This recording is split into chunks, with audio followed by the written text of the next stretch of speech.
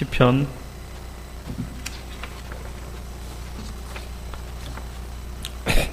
1절부터 18절까지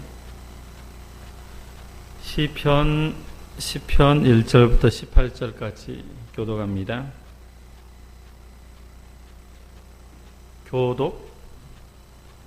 여호와여 어찌하여 멀리 서시며 어찌하여 환난 때에 숨으시나이까.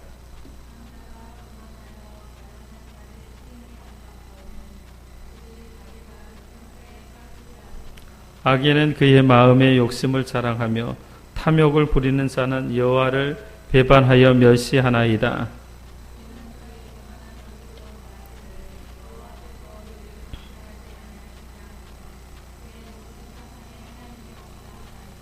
그의 길은 언제든지 견고하고 주의 심판은 높아서 그에게 미치지 못하오니 그는 그의 모든 대적들을 멸시하며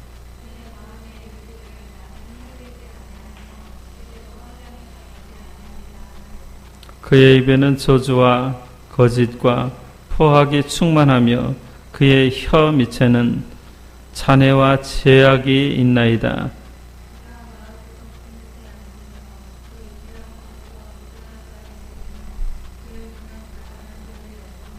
사자가 자기의 굴에 엎드림같이 그가 은밀한 곳에 엎드려 가련한 자를 잡으려고 기다리며 자기 그물을 끌어당겨 가련한 자를 잡나이다.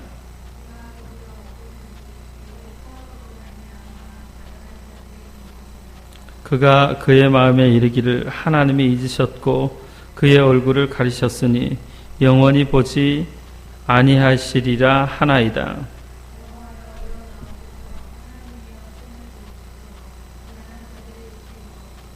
어찌하여 악인이 하나님을 멸시하여 그의 마음에 이르기를 주는 감찰하지 아니하리라 하나이까.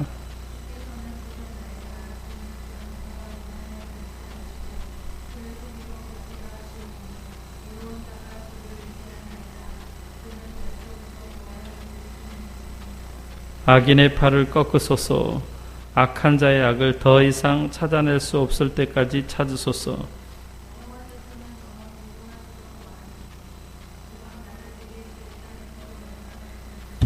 여호와여 주는 겸손한 자의 손을 들으셨사오니 그들의 마음을 준비하시며 귀를 기울여 들으시고 고아와 압제 당하는 자를 위하여 심판하사 세상에 속한 자가 다시는 위협하지 못하게 하시리이다.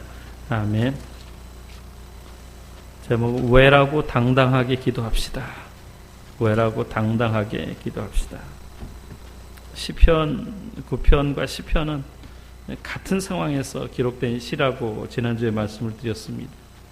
아들의 죽음에 대한 시가 9편과 시편이라고 말씀을 드렸고, 왜 9편과 10편이 한 편이냐면 히브리 알파벳 순서 알렙 베트 기멜 달렛 이렇게 쭉 9편과 10편이 쭉 그렇게 연결되어 있어요. 그래서 하나의 시다라고 얘기하고, 저자는 다윗이에요. 다윗은 하나님과 이런 어떤 친밀한 관계에 있었던 것 같아요. 그래서 친밀한 부자지간은 당돌할 수 있는데 당돌하게 기도합니다. 그러니까 본문 1절 말씀 보면 여호와여 어찌하여 멀리 서시며 어찌하여 환난 때에 숨으시나이까. 액면 그대로 왜? 라는 말이에요. 왜? 하나님 왜 멀리 서시며 왜 환난 때에 숨으시나이까. 또 13절을 보면 어찌하여 악인이 하나님을 멸시하여 그의 마음에 이르기를 주는 감찰하지 아니하리라 하나이까. 그러니까 왜? 그러니까 두 구절에서 공통적으로 다윗이 지금 하나님 앞에 기도할 때 어찌하여라는 말을 쓰고 있는데, 하나님 전라도 사례로 어째서 그런단가? 어째서 왜 그러십니까? 어째서 지금 멀리 서 있고 왜 내가 지금 환난 당하는데 숨으십니까? 이 다윗의 기도를 보면 참 당돌해요. 어린아이 같이 당돌하게, 마치 부모에게 당연하게 요구하듯이. 가끔 자다가 이렇게 보면 은진인지 반석인지 돈 달라고 하는데 아주 당돌하게 3만 원, 2만 원, 3만 원, 2만 원. 이게 당돌한 거예요. 부모 자식 간에는 당연한 거예요. 남의 집 부모 보고 3만 원이라고 얘기하면 귓방맹이나 맞을 수 있는데, 이 부모 자식 간에 아주 당돌한, 우리가 이렇게 기도해. 당돌하게. 왜라고? 의인은 당당하게, 아주 당돌하게 하나님을 불러야, 그래야만 의인인 거예요. 하나님의 자녀인 거예요. 그래서 다윗은 하나님 도대체 왜, 어째서 나한테 이러십니까? 왜 내게 이런 일이 일어나는지 그 이유를 가르쳐 주십시오. 그러니까 다윗을 통해서 우리가, 하나님과 다윗은 정말 보이지 않는 하나님이시면 마치 눈앞에 있는 것처럼 그렇게 당돌하게, 아주 친밀하게 그렇게 요구하고 있다라는 거예요. 우리에게 다윗과 같은 모습이 필요하죠. 부모와 자식 간에는 때로는 격식이 필요하지만 정말 위급할 때는 격식이 없어야 되는 거죠. 지금 위급한 상황 가운데 설명이 그럴싸할 필요가 없어요. 그냥 어째서 하나님 도대체 왜 멀리 있습니까? 왜 지금 내가 지금 환난 당하는데 숨고 있습니까? 그렇게 기도하는 거죠. 우리도 오늘 이 밤에 하나님 어떤 마음 상한 일이 있다면, 아니면 정말 우리가 하나님 앞에 요구할 것이 있다면, 하나님 어째서, 하나님 왜 이 자리에 아무도 없습니까? 도대체 뭐가 부족합니까? 기도가 부족합니까? 말씀이 부족합니까? 아니면 성령 충만하지 않습니까? 왜? 하나님 왜 아무도 없습니까? 왜 이런 일이 있습니까? 구체적으로 정말 하나님 앞에 부르짖었으면 좋겠습니다. 그래서 다윗이 하나님 어째 그러십니까? 그럽니까? 지금 환난을 당하고 숨고 있는데, 지금 본문은 사실은 아들이 죽은 상황 가운데서 기록하는 것이라고 얘기했잖아요. 왜 내 아들이 죽어야만 합니까? 왜 내 아들이 악인들의 꾀에 넘어가서 죽임을 당해야만 합니까? 다윗이 슬픈 일을 당했을 때 지금 마음의 감정을 토로하는 거예요. 하나님께 있는 그대로 말하고 있는 거예요. 우리는 마음의 감정을 있는 그대로 털어놓아야만 건강한 삶을 살 수 있는 거예요. 다윗처럼 슬픈 마음을 누구보다도 잘 아시는 하나님. 부모는 자식의 그런 걸 잘 몰라요. 난 모르겠어요. 또 자식도 부모의 마음을 모르죠. 다윗은 그 모든 상황을 다른 사람에게 얘기하지 않고 하나님께 지금 자식이 죽어서 슬픈 가운데 있습니다. 지금 압살롬을 꼬신 그런 많은 사람들이 있는데 저들을 심판해 주십시오. 악인들의 악행을 그쳐달라고 요청합니다. 악한 자들이 우리를 넘어뜨리지 못하도록 우리는 간구해야 되죠. 14절 16절 말씀에도 뭐라고 해요? 주께서는 보셨나이다. 다 보고 계시, 다 알고 계시. 우리만 모르는 거예요. 주는 재앙과 원한을 감찰하시고 주의 손으로 갚으려 하시오니 의로운 자가 주를 의지하나이다. 그러니까 우리가 주를 어째서 하나님 왜 의인이 고난을 당해야 됩니까? 왜 정말 하나님 앞에 생명 바치고 목숨 바치고 정직하게 살아온 인생에게 오늘날 아무것도 없습니까? 아무 사람도 없습니까? 그러면서 다윗은 주는 벌써부터 고아를 도우시는 이시니이다. 악인의 팔을 꺾으소서. 악한 자의 악을 더 이상 찾아낼 수 없을 때까지 찾으소서. 여호와께서는 영원 무궁하도록 왕이시니 이방 나라들이 주의 땅에서 멸망하였나이다. 이렇게 다윗은 구체적으로 어찌하여 왜 하나님 지금 보이고 계시는데 정말 악인들이 횡행하고 악인들이 성공하고 악인들이 잘 되고 예수 믿지 않는 사람들은 세상에서 아무 예배도 드리지 않고 매일 경건의 삶도 살지 않는데 저들은 다 성공하는 것처럼 보여지는데 지금 이 일이 어찌된 일입니까? 주님께서 보고 계시다라는 것. 이 땅에서 잘 되는 건 어찌 보면 그것이 교만으로 나가는 넓은 길일 수 있다라는 거예요. 그래서 우리는 하나님 앞에 정말 하나님 왜 나에게 당한 모든 일들을 어찌하여라고 의문형으로 물을 수 있고 또 하나님께서 그 물음에 응답해 주시기를 예수 이름으로 축원합니다. 그 다음에 우리가 알아야 될 건 왜라고 물은 다음에 오늘 구체적으로 악인의 악행을 기록하고 있어요. 악인의 악행. 악인들을 지금 고발하는데 고발의 핵심이 뭐냐? 4절 말씀에 악인은 그의 교만한 얼굴로 말하기를 여호와께서 이를 감찰하지 아니하신다 하며 그의 모든 사상에 하나님이 없다 하나이다. 핵심이 뭐냐면 모든 사상에 하나님이 없다고 하는 사람이 악인이에요.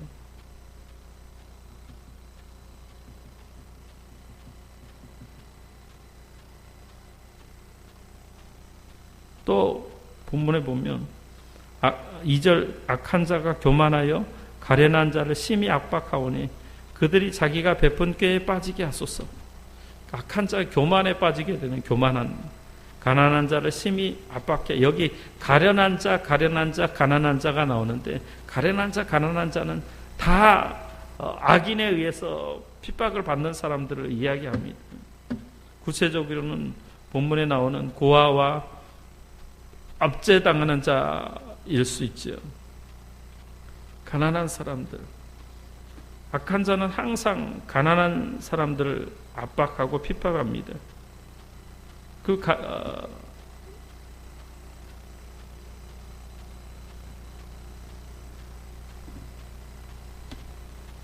구체적으로 악한 사람이 누구냐면 이웃사랑을 실천하지 못하는 사람, 가난한 사람을 업신여기는 사람이 악한 사람이에요. 그러니까 다윗은 본문에 악한 자들은 자기가 파놓은 함정에 빠지게 해달라고 기도하고 있어요. 악한 자들은 결국에는 자기가 넘어집니다. 처음에는 악한 자들이 정말 신앙이 없는 사람들이 또 하나님을 믿는다고 하면서 교회만 왔다 갔다 하는 사람들이 승수장구하는 것처럼 보여요. 세상에는 성공하는 것처럼 보인다는 거죠. 근데 얼마 가지 못하는 거예요. 악한 자들은 반드시 스스로 무너지게 되어 있어. 스스로 쳐놓은 함정에 빠지게 되어 있어요. 내가 어릴 적이었는데 어릴 적에 풀 가지고 좀 장난을 많이 쳤어요. 지금처럼 이제 비가 오는 여름철이 되면 풀이 잘 자라는데 사람들이 지나가는 길목에다가 풀을 양쪽으로 이렇게 묶어놔요. 그러면은 비가 오면은 어떻게 되냐면 양쪽에 이렇게 웅덩이가 가지고 이거 풀이 자라거든요. 그럼 웅덩이 쪽으로 사람이 안 지나가고 이 풀 쪽으로 사람이 지나가다가 비가 갑자기 쏟아지면 막 달려가다가 안 보고 그냥 탁 걸려가지고 넘어져서 그냥 슬라이딩 웅덩이에 빠지기도 하고. 그런데 한 번은 내가 그걸 여러 개 해놨는데 어디다 해놓은지 기억을 못하는 거예요. 갑자기 비가 쏟아져서 열심히 가다가 그만 내가 묶어놓은 그 풀에 걸려가지고 넘어져서 옷을 젖이고 슬라이딩 했던 적이 있어요. 이 말씀이 그거예요. 악한 자들은 자신이 쳐놓은 꽤 자신이 빠진다라는 거예요. 그러니까 우리가 어린 시절에 그 풀을 묶어놓고 옆에서 이렇게 보다가 사람들이 넘어지면 박수치고 좋아했는데 비가 올리라고 누가 상상했어요? 멀리 갔다 오다가 비가 오니까 열심히 뛰다가 어디다 묶어놓은지를 순간적으로 잊어버린 거예요. 그래서 넘어지는 일이 있었던 기억이 있습니다. 악인은 자신이 쳐놓은 함정에 빠지는 거예요. 그러니까 악인은 결국은 하나님을 믿지 않는 사람이에요. 여기 본문에 보면은 이제 모든 사상에 하나님이 없다라고 이야기하는데, 그러니까 악인은 교만을 밥으로 먹고 살고, 그 다음에 모든 사상은 생각, 모든 삶의 부분, 내가 생활하는 모든 삶의 현장 전체를 얘기하는 거예요. 사상에 하나님이 없다라고 얘기해. 하나님 없다고 하는 사람 치고 변변한 사람이 없어요. 그래서 오늘 3, 4절에는 악인은 그의 마음의 욕심을 자랑한다. 탐욕을 부리는 자는 여호와를 배반하여 멸시하나이다.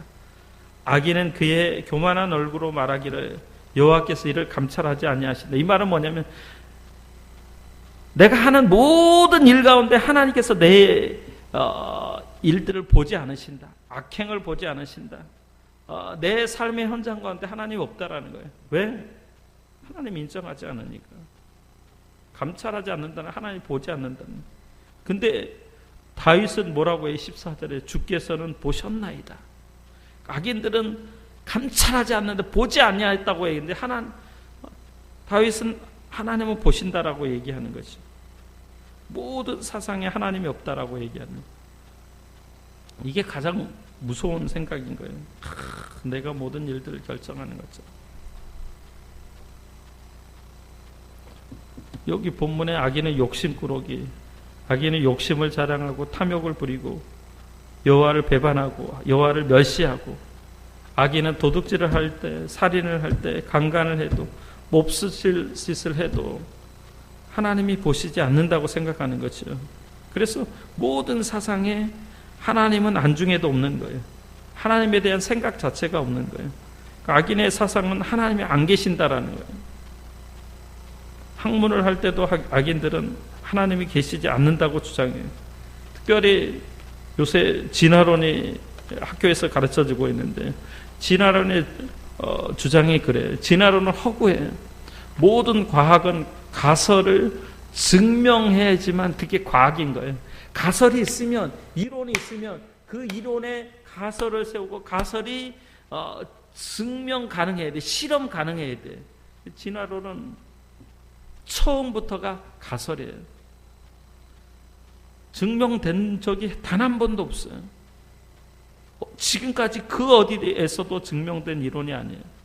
그럼에도 불구하고 오늘날 과학의 현장에서, 교육의 현장에서 진화론을 믿어요. 진화론 처음부터 우연이에요. 우연. 모든 게 다 우연이에요. 종과 종의 변화에 대해서 이야기하지 못해요. 왜 그럴까요? 왜 진화론을 주장할까? 하나님이 없다고 하니까 그런 거죠. 하나님이 없으니까 모든 것이 다 우연일 수밖에 없는 거. 오늘 우리가 만나는, 가족으로 만나는 것도, 아니면 학교에서 친구들을 만나는 것도, 아니면 모든 것들이 다 그냥 운이 좋은 거예요. 운이 좋으면 좋은 일이 있고 복된 일이 있고, 운이 나쁘면 코가 깨지고 배고프고 기분 나쁘고 감정 상하는 일이 있는 거예요. 그래서 진화론은 모든 것이 우연해서 무생물이 발생해서 수억 년이 지나니까 생물이 되고, 그 생물이 최고로 지나니까 원숭이다. 원숭이가 어느가 싹 이렇게 네 발로 가다가 어느 순간에 사람이 되었다라고 얘기해요. 근데 여러분, 피는 바뀌지 않아요. 종과 종은 결코 뛰어넘을 수 없는 벽이 있는 거예요. 그래서 악인은 모든 사상에 하나님이 없다라고 하는 것. 그러니까 시편 전체가 그래. 시편 전체가 이제 14편에도 이렇게 보면 하나님이 없다고 하는 사람이 악인이에요. 14편에, 시편 14편에 1절에서 어리석은 자는 그 마음에 이르기를 하나님이 없다 하는도다. 그들은 부패하고 그 행실이 가증하니 선을 행하는 자가 없도다. 여호와께서 하늘에서 인생을 굽어 살펴보는데도 지각이 있어 하나님을 찾는 자가 있는 다 치우쳐 함께 더러운 자가 되고 선을 행하는 자가 없도다. 하나도 없도다 라고 얘기해.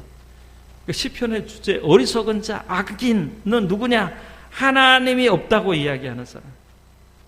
우리 은진이 반석이는 하나님이 없다고 하는 사람은 절대로 친구 먹으면 안 돼.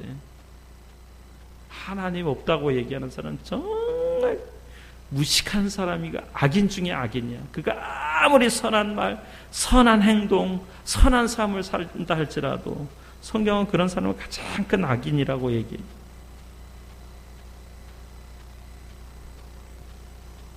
하나님을 아버지로 부르지 않는 사람들을 성경에는 악인이라고 얘기해. 현행법을 어긴 사람보다 하나님의 법을 어긴 사람들이 더 엄한 벌을 받아요. 현행법을 어긴 사람은 최고, 여기서 가장 큰 벌이 무기징역이나 아니면 사형이에요. 죽음으로 끝나는 거예요. 그러나 하나님을 인정하지 않고 하나님을 믿지 않으면서 영벌에 처해지는 거예요. 영원히 지옥에서 죽지 않는, 구더기도 타지 않는, 구더기도 죽지 않는 그 뜨거운 곳에서 영벌을 받아야 되는 거예요. 입장을 바꿔놓고 생각을 해봐야 돼. 분명히 내가 살아있고 내가 존재하는 게 나를 없는 사람 취급해요. 그 얼마나 무서운 죄입니까? 세상 만물에 하나님이 존재하시는데, 그런데 악인들은 하나님이 없다고 주장해요. 그래서 그들은 인생을 교만하게 살 수밖에 없어요. 그래서 4절 말씀, 악인은 그의 교만한 얼굴로 말하기를 여호와께서 이를 감찰하지 아니하신다, 보지 않는다. 그러니까 배는 게 없으니까 두려울 게 없는 거예요. 내가 지금 생각해 보면 참 젊었을 때는 무식했던 거예요. 무식하면 용감해, 무식하면 확신해. 인생에게는 무한한 가능성이 있어요. 잘 될 수 있는 가능성도 있지만 실패할 수 있는 가능성도 있어요. 그런데 젊을 때는 그게 잘 보이지 않아요. 왜? 무식하니까. 모든 것을 할 수 있다고 나도 생각을 했어요, 어린 시절에. 근데 살다 보면 나와 다른 생각을 가진 사람들이 많아요. 그리고 나와 다른 생각을 가진 사람이 너무 많고, 정말 성격도 특이한 사람들도 많고, 그런 사람들이 나보다 더 위에가 있고, 나보다 더 똑똑하고, 나보다 더 성공해 있는 경우를 볼 수가 있어요. 그래서 내 힘으로, 내 뜻으로 안 되는구나를 일찌감치 깨닫는 것이 하나님의 지혜. 그때만이 우리는 하나님을 의지할 수 있고 하나님을 인정할 수 있는 거예요. 그래서 바울 같은 사람은 나의 나된 것은 하나님의 은혜로라라고 고백하는 거예요. 나이가 들어서 깨닫게 되는 진리예요. 물론 젊은이에게는 힘이 있고 패기가 있고 용기가 있고 뭐든지 할 수 있다, I can do it 이라고 얘기해. 내 사전에는 불가능이 없다라고 얘기해. 그러나 인간이 살다 보면 능력에는 다 제한이 되어 있어요. 그래서 빨리 내 능력의 한계를 인정하고 내 인식의 한계를, 내 경험의 한계를 인정하는 것이 하나님의 지혜인 줄 믿습니다. 그렇지 않으면 어떻게 되냐? 우리는 교만하게 되는 거예요. 교만한 인생을 살게 돼요. 교만한 인생을 살게 되면 악인이 되는 거예요. 5절에서 8절, 그의 길이라고 얘기했는데, 악인의 길은 언제든지 견고하고 주의 심판은 높아서 그에게 미치지 못한다라고 얘기해요. 악인은 그의 모든 대적들을 멸시하여 그의 마음에 이르기를 나는 흔들리지 아니한다. 이게 이 생각이, 나는 어떤 상황에도 흔들리지 아니한다라고 얘기해. 대대로 환난을 당하지 아니하리라. 나는, 나에게는 고난은 없다. 그의 입에는 저주와 거짓과 포악이 충만하며 그의 혀 밑에는 잔해와 죄악이 있나이다. 그가 마을 구석진 곳에 앉으며 그 은밀한 곳에서 무죄한 자를 죽이며 그의 눈은 가련한 자를 엿보나이다. 언제든지 자신의 길은 철옹성, 아주 견고한 진이라고 얘기해요. 흔들리지 않고. 하나님의 심판은 너무나 높기 때문에 자신에게 미치지 못한다고 단정지어요. 대대로 환난을 당하지 않는다고 주장하지. 입에는 항상 걸레를 물었어요. 저주가 있어요. 거짓과 포악이 있어요. 입으로 죄를 짓고 무죄한 자를 죽이고. 이런 사람들은 양심이 마비된 사람이 어마어마한 죄를 짓고도 죄를 깨닫지 못하는 거예요. 그러니까 죄를 깨닫는 게 하나님의 은혜예요. 잘못을 인정하는 게 하나님 앞에 정말 진실한 용기예요. 그래서 모든 사상, 이게 사상은 사실은 생각의 가장 밑바닥에 있는 거예요. 모든 삶의 현장에서